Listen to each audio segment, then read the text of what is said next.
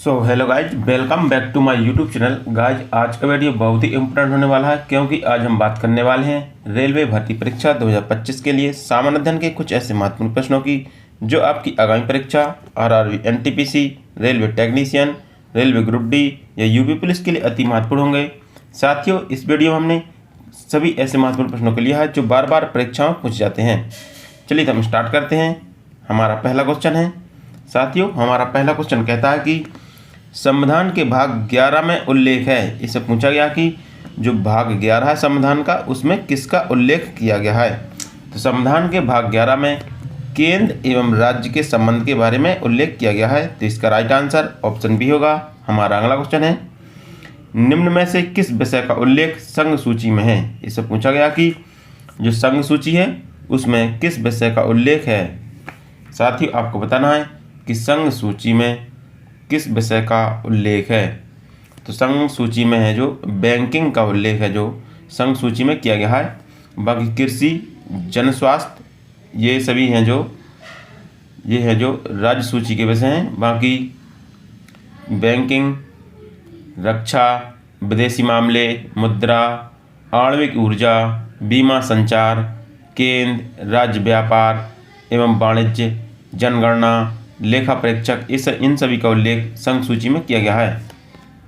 हमारा अगला क्वेश्चन है, परिवार नियोजन का उल्लेख संविधान में किया गया है। इससे पूछा गया कि जो परिवार नियोजन है इसका उल्लेख संविधान में किस सूची में किया गया है।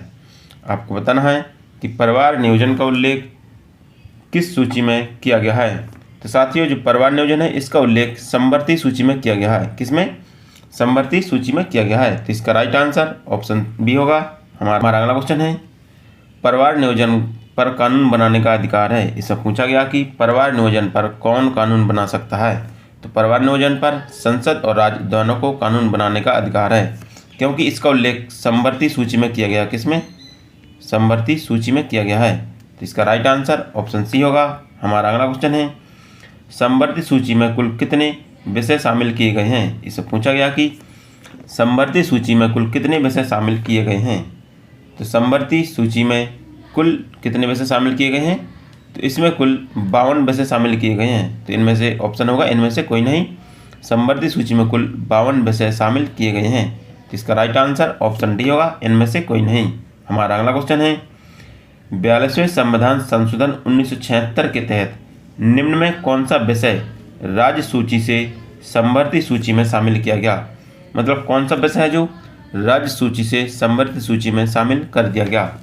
आपको बताना है कि 42वें संविधान संशोधन 1976 के द्वारा कौन सा विषय है जो राज्य सूची से समवर्ती सूची में शामिल कर दिया गया। तो वह है वन्य जीव एवं पक्षियों का संरक्षण। ये विषय है जो राज्य सूची से समवर्ती सूची में शामिल कर दिया गया है। साथियों 42वें संविधान संशोधन 1976 के तहत कुल 5 विषय थे जो राज्य सूची से समवर्ती सूची में शामिल कर दिए गए थे। ठीक है ना।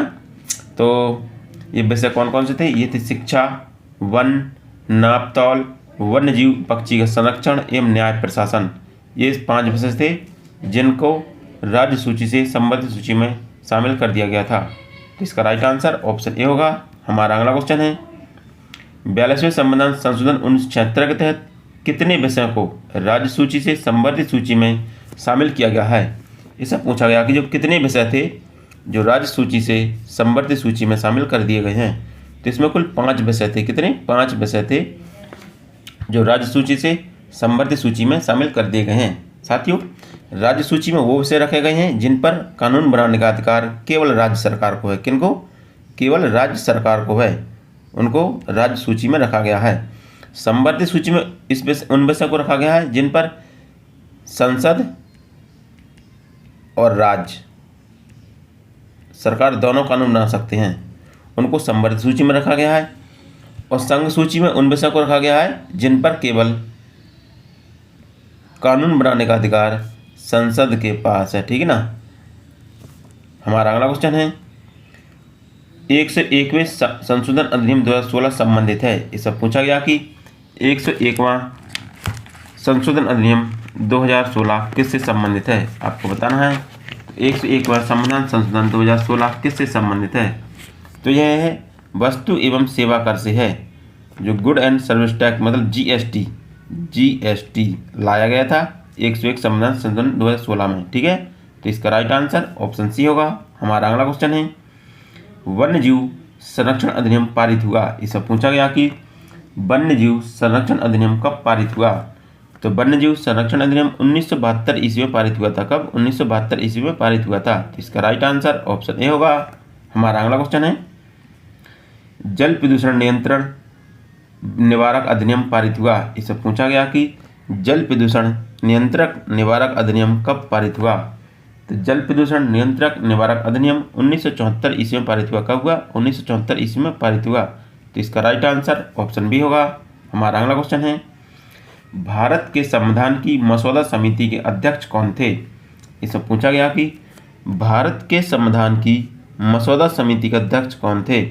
तो मसौदा समिति के अध्यक्ष डॉक्टर भीमराव अंबेडकर थे। कौन थे? डॉक्टर भीमराव अंबेडकर थे। तो इसका राइट आंसर ऑप्शन डी होगा।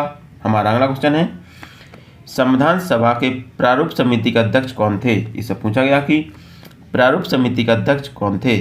तो प्रारूप समिति के अध्यक्ष डॉक्टर भीमराव अंबेडकर थे। कौन थे? डॉक्टर भीमराव अंबेडकर प्रारूप समिति के अध्यक्ष थे। तो इसका राइट आंसर ऑप्शन ए होगा।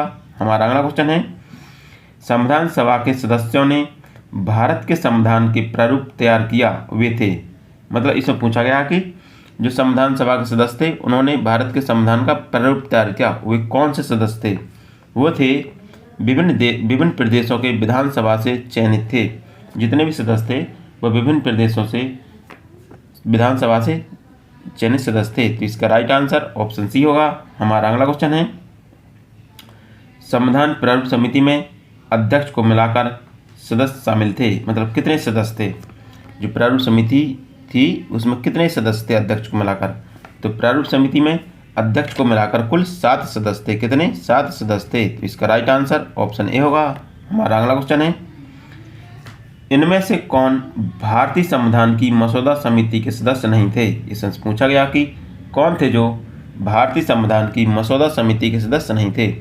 साथियों, मसौदा समिति में कुल 7 सदस्य थे। कितने? 7 सदस्य थे। ठीक है ना। इसमें ए बी ठक्कर थे जो मसौदा समिति के सदस्य नहीं थे। बाकी सैयद मोहम्मद सदादुल्ला, एन गोपाल स्वामी अय्यर और डॉक्टर के एम मुंशी ये सब मसौदा समिति के सदस्य थे। तो इसका राइट आंसर ऑप्शन डी होगा। हमारा अगला क्वेश्चन है, निम्न में से किसने इंडाइमेटेबल स्पिरिट पुस्तक लिखी। इसमें पूछा गया कि किसके द्वारा इंडाइमेटेबल स्पिरिट पुस्तक लिखी गई है। तो यह पुस्तक है जो एपीजे अब्दुल कलाम के द्वारा लिखी गई है। किसके द्वारा? एपीजे अब्दुल कलाम के द्वारा लिखी गई है। तो इसका राइट आंसर ऑप्शन सी होगा।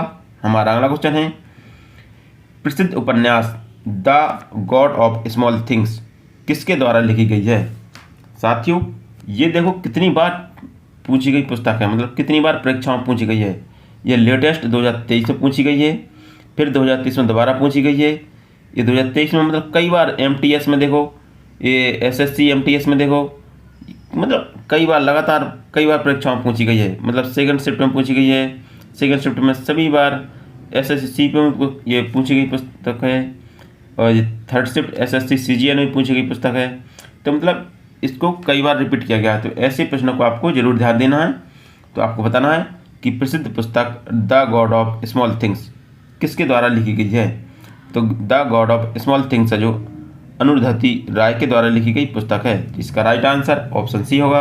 हमारा अगला क्वेश्चन है, 21वीं सदी के प्रसिद्ध भारतीय लेखक, फिर से पढ़ते हैं, 21वीं सदी के प्रसिद्ध भारतीय लेखक ने मेलुहा के मृत्युंजय शिव रचना त्रय उपन्यास लिखा था। मतलब इसमें पूछा गया कि मेलुहा के मृत्युंजय उपन्यास को किसके द्वारा लिखा गया था।